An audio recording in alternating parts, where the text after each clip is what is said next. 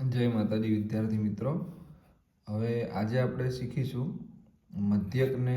મધ્યકના સૂત્રને યાદ રાખવાની એક શોર્ટ ટેકનિક. એક્સ બાર બરાબર મધ્યકનું સૂત્ર એક્સ બાર બરાબર a plus sigma f i UI છેદમાં એન ગુણ્યા એચ. હવે જો જ્યારે તમે મધ્યક શોધો તો મધ્યક શોધાય કેવી રીતે? તો રકમની અંદર તમને વર્ગ આપેલો હશે અને આવૃત્તિ આપેલી હશે.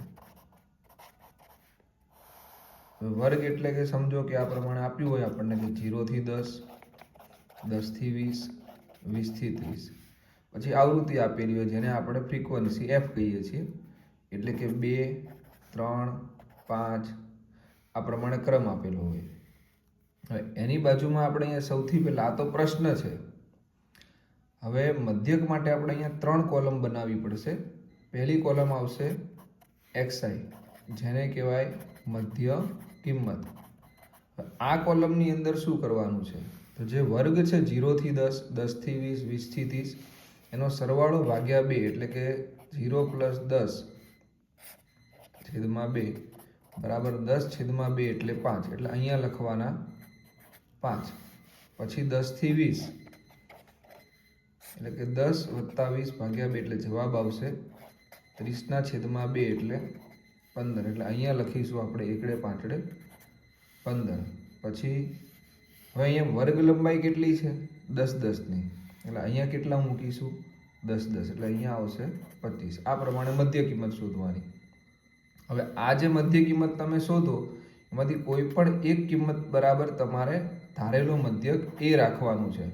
એટલે અહીંયા સૂત્રની શરૂઆત થાય એ થી. એટલે સૌથી પહેલાં અહીંયા શું આવે? એ. એટલે અહીંયા મધ્ય કિંમતની પહેલી કોલમનો એ, એટલે એ પ્લસ પછીની કોલમ તમારે બનાવવાની આવશે યુઆઈની. ધારો કે અહીંયા એ લીધો છે એટલે અહીંયા લખવાનું છે 0, અહીંયા -1 -2 આ આવશે આના ઉપરથી યુઆઈ બરાબર. હવે એ બરાબર અહીંયા 0 લીધા આપણે, પછી -1 -2 અને એના પછીની કોલમ આવશે તમારી એફઆઈ યુઆઈ. એટલે અહીંયા સૌથી પહેલાં મધ્યક ધાર્યો એટલે આપણે એ લખીશું પ્લસ સિગ્મા એફઆઈ યુઆઈ, એટલે કે અહીંયા આગળ સિગ્મા એફઆઈ યુઆઈનો આપણે કરવાનો છે સરવાળો એફઆઈ યુઆઈ અને એને ગુણ્યા એચ. હવે આ એન ક્યાંથી આવ્યા? તો કે આવૃત્તિ જે છે એન એ આનો સરવાળો. એચ ક્યાંથી આવ્યા? તો કે ભાઈ આની વર્ગ લંબાઈ, આની જે વર્ગ લંબાઈ છે એટલે 10 10 છે, એટલે અહીંયા એચની કિંમત 10 આવે. આ પ્રમાણે મધ્યકના સૂત્રને યાદ રાખવાનું કે એક્સ બાર બરાબર a plus sigma f i u i upon n ગુણ્યા એચ.